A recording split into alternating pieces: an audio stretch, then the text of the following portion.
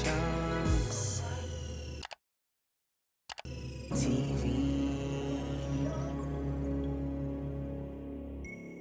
For a lot of people just voicing their concerns about some of these challenges, but also some people voicing their praises. A lot of people like myself thoroughly enjoyed these challenges and have been enjoying these challenges, I must say.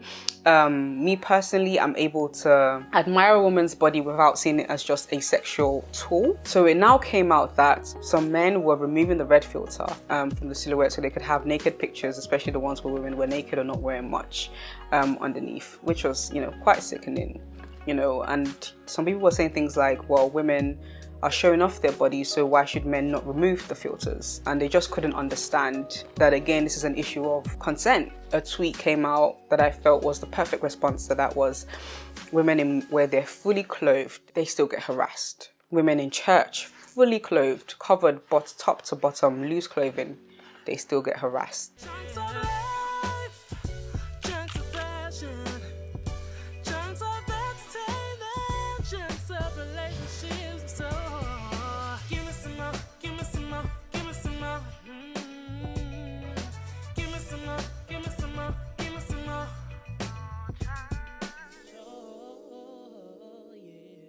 Hi guys, welcome to the Mochunkstv. Welcome to another installment of Chit Chat with Mo, where we have controversial debates, honest conversations, and so much more.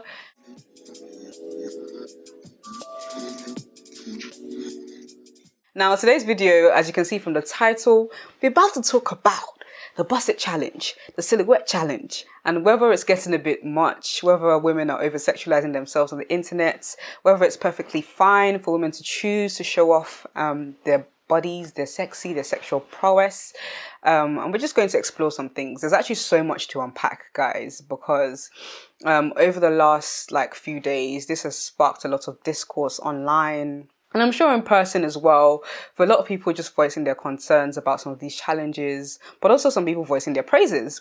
The first lockdown that kind of happened, the first challenge that came out was the Don't Rush Challenge, and that kind of went global. That was really fun. It was all about women and they're beautiful. Whereas these challenges, the Busset Challenge, the Silhouette Challenge, is more about women owning and showing off their sexy, really tuning in and expressing their sexual prowess, showing us what they've got.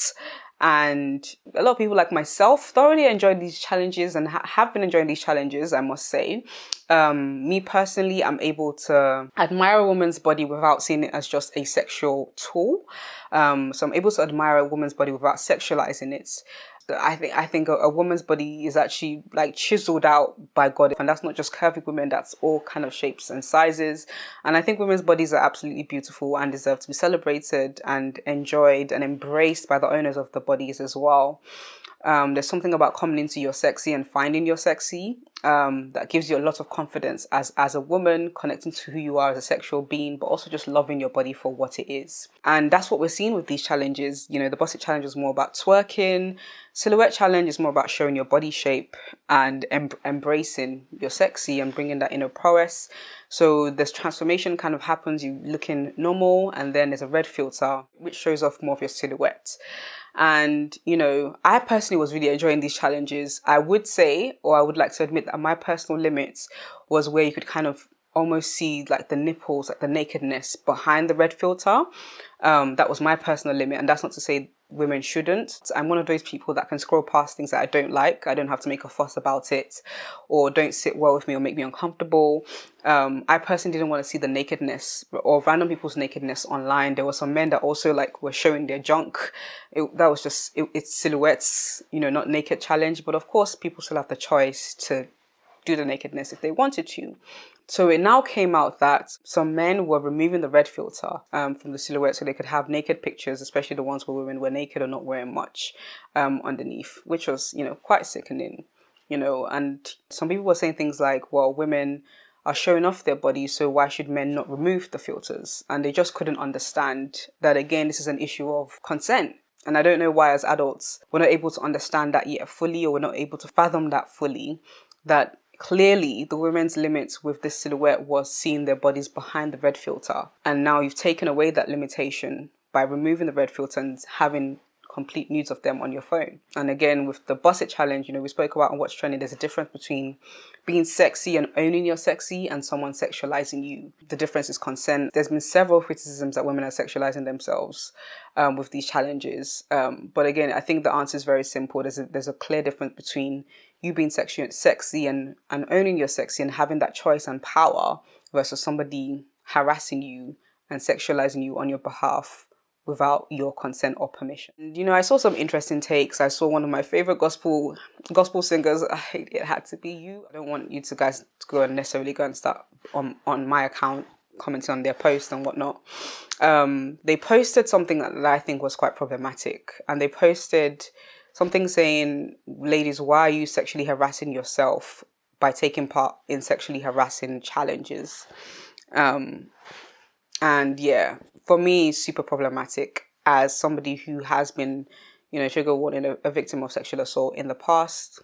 That was hard for me to read. You can't sexually harass yourself. You can be sexual. You can embrace your sexy and show off your sexy, but you don't sexually harass yourself. Neither do you invite sexual harassment by being sexy or by dressing sexy. Those are comments that I believe contribute to rape culture. And obviously she's a gospel singer, and it's really hard seeing a lot of people who were obviously Christians as well supporting that notion. And it makes me wonder how far we've come, in the wider generation when it comes to rape culture, but also within the church. Harassment is not something to be played with, and victim blaming shouldn't be a thing in the church. It shouldn't be. I'm so sorry, it shouldn't be. And I believe that contributes to victim blaming. Yeah, that was hard for me to see. And you guys, you let me know what you think of that. But I found that really problematic. I did see a really interesting tweet that again highlights, why we can't say sexual harassment happens because women are taking part in sexual challenges, directly or indirectly, because I think post did not say that directly, but indirectly could be interpreted in that way, sexually harassing yourself. A lot of people did go on to then outrightly directly say that, women complain about sexual harassment, but they're taking part in sexualizing challenges. A tweet came out that I felt was the perfect response to that was, women where they're fully clothed, they still get harassed. Women in church, fully clothed, covered top to bottom, loose clothing, they still get harassed. It's not the victim, it's the perpetrators. And yeah, I felt like that tweet was literally the perfect response. Women that have been fully clothed, praying, they still get harassed, and that's nothing to do with them. So whether or not the lady is naked in front of you, that is not the reason why sexual harassment happened. Sexual harassment happened because the person that chose to harass chose sexually harass. It's the perpetrator, not the victim. But another reason why I felt that was quite problematic is because we have this idea in the church that women in church can't be sexy, they can't own their bodies, they can't own their sexual prowess. I have an issue with that. Like me, I'm a sexy Christian woman. I have my limits, of course, guided by the Holy Spirit, not people's opinions. But I believe I can be a sexual being. I'm comfortable in my sexuality and in expressing my sexual prowess. And I don't know about you Christian women that might be watching, but I don't need anybody policing how I express that. I didn't upload a silhouette challenge because me personally, like I said, I have my limits. I feel like those are ways to spice up things in your relationship, in your marriage, you're far apart from your partner, that kind of thing. That's just my view of it. For me, the internet is not a safe place for me to put my silhouette challenge on. But some women did feel comfortable doing that. And it's I guess it's that thing, we end up making Christian women so frigid, even when it's time for them to get married, or when it's time for them to be sexual with their husband and be sexy with their husband, because we've caged something for so long and oppressed it for so long. Your sensual nature is not a bad thing. There's just guidance on how and when to express that. But the way we sometimes shut things down, it's almost like being sexy is a bad thing. It's not my fault that I use sexual appeal. I'm sorry. If I make you uncomfortable because I'm a sexy Christian woman, that's your own personal palaver. And you do find that, and I can only speak for, church settings that I've been in. In the church setting that I've been in, women that did feel threatened by my sexy were women that weren't as sexy as me. I'm so sorry. And they tend to use Bible to try and police other women sexy so that their sexy doesn't show. But you cannot hide sexy.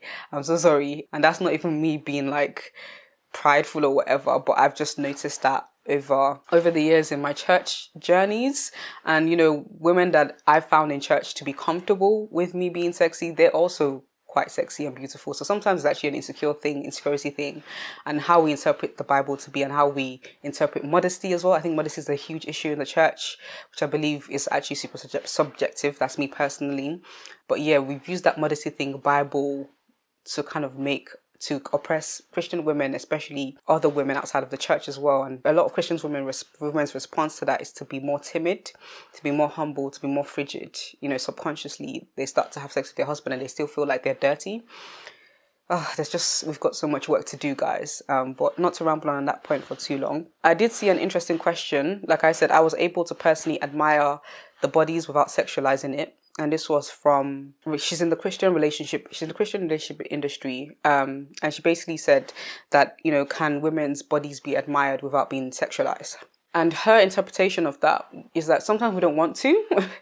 It's a choice at the end of the day, how you see people. I can see a really good looking guy. I can strip him down naked if I wanted to, or I can just say he's a good looking guy. I think it depends on the culture that you're in as well. There are many cultures around the world where women literally walk around topless. They're not being sexualized, or women wear really small clothing. Like back in the village, back in the day, it would be those little bralettes and the skirts, and they weren't necessarily being sexualized. That was just the clothes that was available to them. And I think also it depends on how deeply ingrained rape culture is within a culture. In terms of the entitlement towards women's bodies and how we see them and how we perceive them. So I did think that Christine raised a really important point, that do we actually want to just admire women and their bodies, or do we want to constantly sexualize them? Guys, I also wrote an article summarizing some ideas in What's Trending and Chit Chat with Me. So we can tackle another angle to this, which is how should Christians react to these challenges? So you can check out this article on www.mochunkstv.com, and I basically highlighted some issues surrounding the policing of women's bodies in the church. I highlighted various different things about, why I think sometimes people embracing and expressing their sexuality offends. I think sometimes for the men, it's that they haven't mastered self-control, and they therefore get offended when there's things in the world that triggers sexual attraction for them. And then for women, I find that women are, like I mentioned before, insecure about maybe their bodies, and also sometimes the fact that they're not able to express and be as free as some of these women, in quote unquote, on the world. Now, I also highlighted that preaching modesty is a valid precept found in the Bible, but also we need to question in our hearts why and when we choose to preach modesty. Is it only when, like I said, the self-control thing that gets triggered, or when our similarly insecurities get triggered? I think if we focus on preaching Christ and living by example, I think we would get our message to the world a lot easier, and people will then be able to be led by the Holy Spirit once they actually encounter Christ. And also recently there was a celebrity that was crying on social media about the fact that she's been getting a lot of backlash because she's been posting quite raunchy videos as well, showing her curves, embracing her curves. And, again, there's layers to this one, because I believe there is that extra over-sexualizing of curvy women that we face anyway as black women, as women generally. And she was basically saying that she was getting a lot of backlash. People were saying she was in it for attention. And it's like, who even cares if she did it for attention? Like, why do we feel so threatened by another woman getting attention? I think that's a good question to ask yourself if you are someone that feels insecure around other women being sexy, sexual, getting attention. I think, why does that threaten us? Why does that make us feel insecure? And she's a young girl, she's like 22. She's had to come out and say, like, she spent so long, she had to explain herself. She spent so long trying to embrace her body, and now she finally does, and now she's getting slack for it. There was also a point that was raised by some people that we seem to always be trying to humble black women, especially any bit of confidence, regardless of body type. So Meg Thee Stallion, Lizzo, and now Chloe, a really young girl. Is it that black women's confidence, or women in general's confidence, annoys us? Like, do we just not like, it's not about the body type, because Chloe's curvy, Meg Thee Stallion is quite tall but curvy, Lizzo's a plus size woman. They all look quite different but experience the same thing in terms of the internet bullying them, telling them to calm down, stop showing off your body so much. I think Lolo Cynthia's Instagram caption summarizes this all very nicely for me and summarizes my thoughts very nicely. She says she's been really happy to kind of see women embracing and showing off their bodies, their curves, their sexy, embracing their sexy, their inner prowess. That has often been told by society, or depending on the society you live in, to cage that. It's nice to see us expressing ourselves, but she did question whether the internet is a safe space for us to do that, i.e. with people taking off the red filter, for example, whether that be coming from both the men with the red filter and from women, some women who go on to chastise other women for owning and choosing to share their sexual prowess with the world. Is the internet a safe space for that to happen? My question to you guys is, are these challenges becoming a bit too sexual? Are women over-sexualizing themselves on the internet? Is it perfectly fine for someone to embrace and show off their body, in the name of self-love? And also, is the internet a safe space for us to do that, or should it be done more in private, with our partners, with our husbands? Does the internet or the world try to humble confident black women as well? Let me know in the comment section down below. And that's all I really have for you guys in terms of today's Chit Chat with Mo. Do make sure you like it if you liked it, share it with your friends, comment down below on the things I spoke about, and subscribe to this channel for more. Until next time, guys, peace and love, peace and chunks.